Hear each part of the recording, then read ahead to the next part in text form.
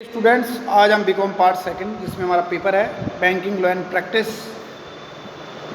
जिसमें मैं Mahesh Chand Meena, assistant professor department of EFM SPC government college से। हमारा जो टॉपिक है वो है फंक्शन ऑफ मॉडर्न बैंक्स। इससे पूर्व के वीडियो में हमने बैंक, उसका डेफिनेशन, उसके मीनिंग, उसका सिस्टम और मॉडर्न बैंक्स के जो टाइप है उसके बारे में हम चर्चा कर चुके हैं। आज हम देखते हैं कि आधुनिक बैंकों के कार्य यानी उनके जो फंक्शंस है उसको हम दो तरह से डिवाइड कर सकते हैं, पहले प्राइमरी फंक्शन और फिर उसके बाद में सेकेंडरी फंक्शन। सबसे पहले हम चर्चा करेंगे प्राइमरी फंक्शंस में। पहला है रिसीविंग डिपॉजिट्स की। अगर हम बात करें तो बैंकों का प्रमुख कार्य है जनता से रुपये प्राप्त करना और उसके बाद उन्हें उधार वापस देना। यानी कहने का तात्पर्य है छोटी छोटी मात्रा में व्यक्तिगत एवं संस्थागत बचते जमा कर बैंक धनराशि का संग्रहण करती है और बैंक जनता से, सरकार से, अन्य बैंकों से जमा पर रुपया प्राप्त करते हैं। ये जमाकर्ताओं की बचत के आकार, इसका नेचर को ध्यान में रखकर 4 प्रकार के अकाउंट्स में रुपए जमा करते हैं, जिसमें पहला है फिक्स्ड डिपॉजिट अकाउंट। अगर हम फिक्स्ड डिपॉजिट अकाउंट की बात करें तो इसमें एक निश्चित जमा तथा निश्चित टाइम डिपॉजिट भी कहा जाता है। यह उन लोगों के लिए है जो निश्चित अवधि तक अपनी बचत को जमा कराते हैं या उससे पहले उन्हें यह राशि प्राप्त नहीं होती। कहने का तात्पर्य है यह राशि 3 महीने, 6 महीने, 1 वर्ष, 2 वर्ष, 3 वर्ष, 5 वर्ष, 10 वर्ष की अवधि के लिए जमा होते हैं। इस प्रकार की जमाओं पर अपेक्षाकृत जो ब्याज की दर होती है वो अधिक होती है और रुपए जमा कराने वाले को निश्चित जमा की एक रसीद मिलती है, जिससे भुगतान की अंतिम तिथि, उस पर ब्याज की दर आदि शर्त से संक्षिप्त में अंकित होती है। फिर है दूसरा है करंट अकाउंट डिपॉजिट्स की। अगर हम बात करें तो यह है जो अकाउंट है वो व्यापारिकों के लिए यानी जो इंडस्ट्रियल है उनके लिए उपयुक्त है, जिन्हें बहुत सारे भुगतान प्राप्त होते हैं और अनेक भुगतान करने पड़ते हैं। इस प्रकार के खाते में आप जब चाहो तब बैंकिंग यानी बैंकिंग वर्किंग हाउस में रुपया जमा करा सकते हैं और चेक आदि से निकाल सकते हैं। सामान्यतः इस अकाउंट में जमा पर कोई ब्याज नहीं दिया जाता।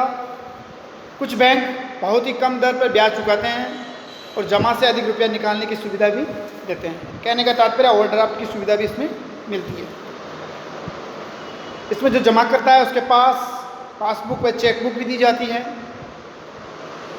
फिर तीसरा जो डिपॉजिट्स है वो है सेविंग बैंक डिपॉजिट्स। इसकी हम बात करते हैं। इसमें जो जमा अकाउंट है इसमें छोटी छोटी बचतों को प्रोत्साहन देने के लिए खाते खोले जाते हैं, जिसमें अल्प आय वाले थोड़ी थोड़ी बचतों से बैंक देश के कैपिटल निर्माण में प्रोत्साहन देती है और जमाकर्ताओं को ये प्रेरणा मिलती है कि बचतों की जो सुरक्षा है या बचतों पर जो ब्याज का लाभ है वो मिलता रहेगा। फिर इसके बाद में है हम बात करें एडवांसेस की। कहने का तात्पर्य है ऋण देना।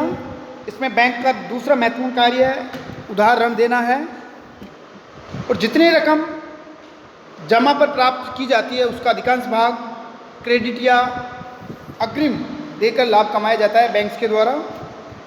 बैंक कम ब्याज पर या कम ब्याज दर पर रुपए जमा करते हैं और अधिक ब्याज दर पर क्रेडिट देते हैं, उधार देते हैं।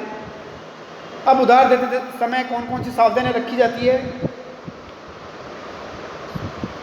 पहली है उसमें लोन एंड एडवांसेस। अगर हम सावधानियों की बात करें लोन एंड एडवांसेस में तो उचित जमानत के आधार पर बैंक निश्चित टाइम के लिए किसी कार्य विशेष हेतु ऋण और अग्रिम यानी एडवांस देते हैं।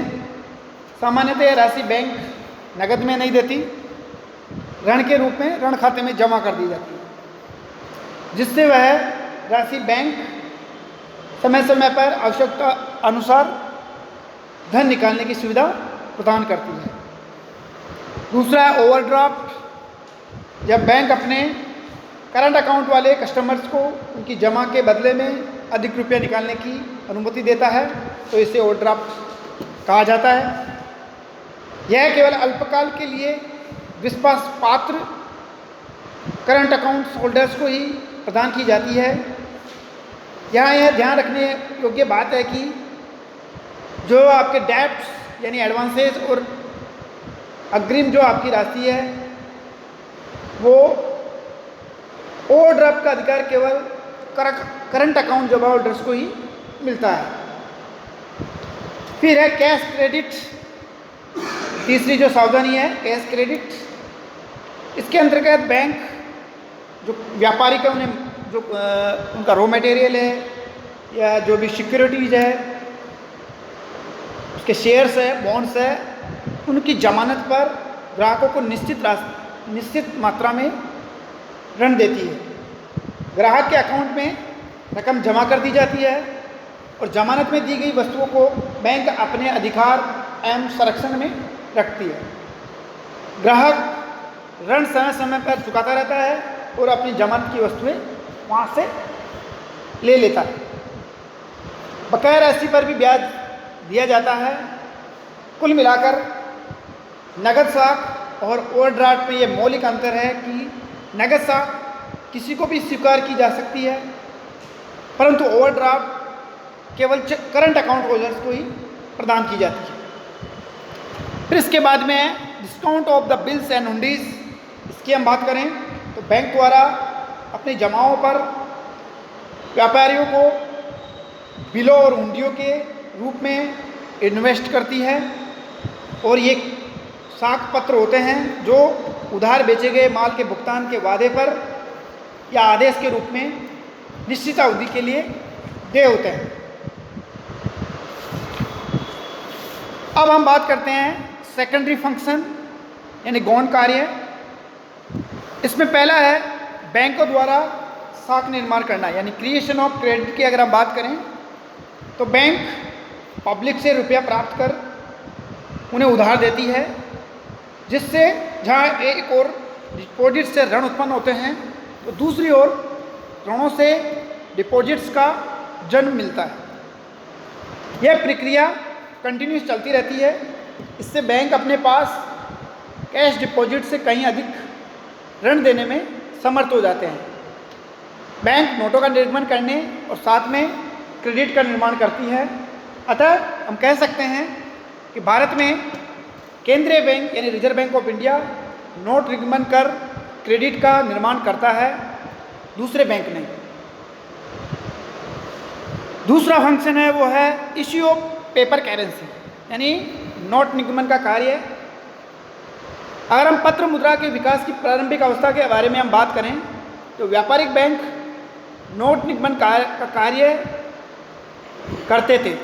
भारत में 1935 से पूर्व इंपीरियल बैंक जो अब स्टेट बैंक, वह उसके बाद में बड़े जो बैंक था वो था प्रेसिडेंसी बैंक, नोट निर्गमन का कार्य करते थे।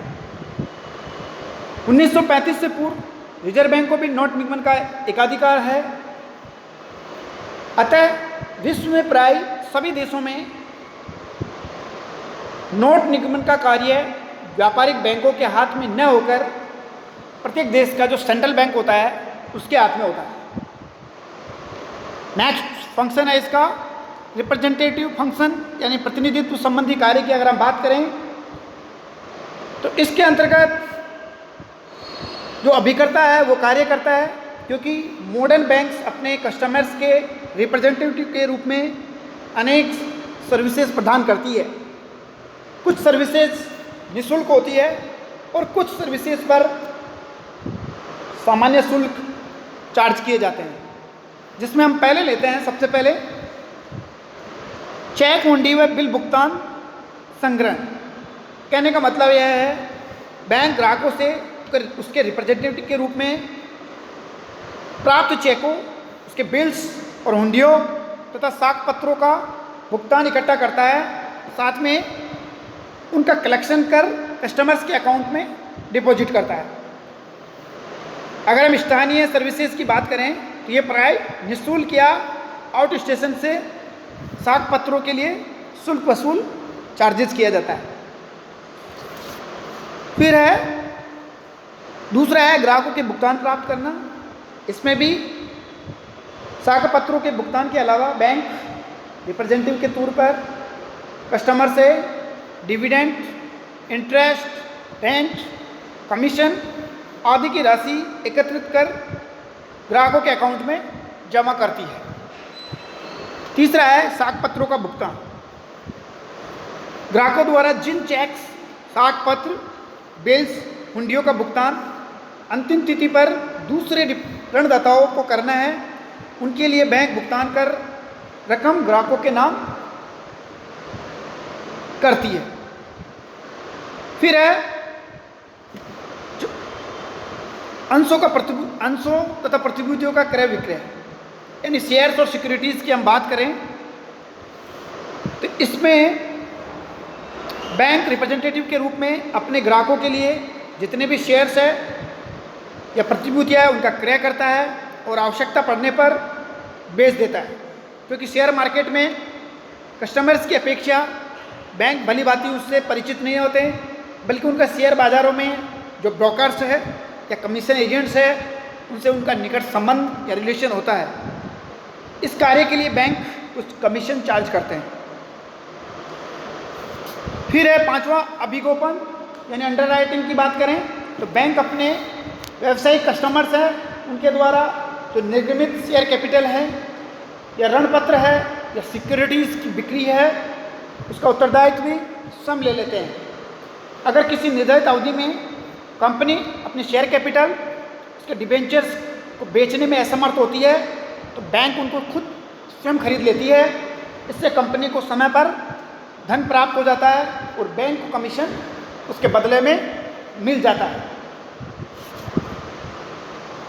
इसके अलावा भी रिप्रेजेंटेटिव के तौर पर कुछ अन्य कार्य भी है, जैसे ट्रस्टी, प्रबंधक का या जनरल यूटिलिटी सर्विसेज, विदेशी मुद्रा का क्रय विक्रय जिसमें हम फॉरेन एक्सचेंज बैंक की बात करते हैं, इंटरनल और फॉरेन व्यापार का प्रबंध करना, जो भी एसेट्स है या मूल्यवान वस्तुएं उनकी सेफ्टी करना, वित्तीय विषयों पर परामर्श देना। इस तरीके से बैंक के ये प्रमुख रिप्रेजेंटेटिव फंक्शंस है।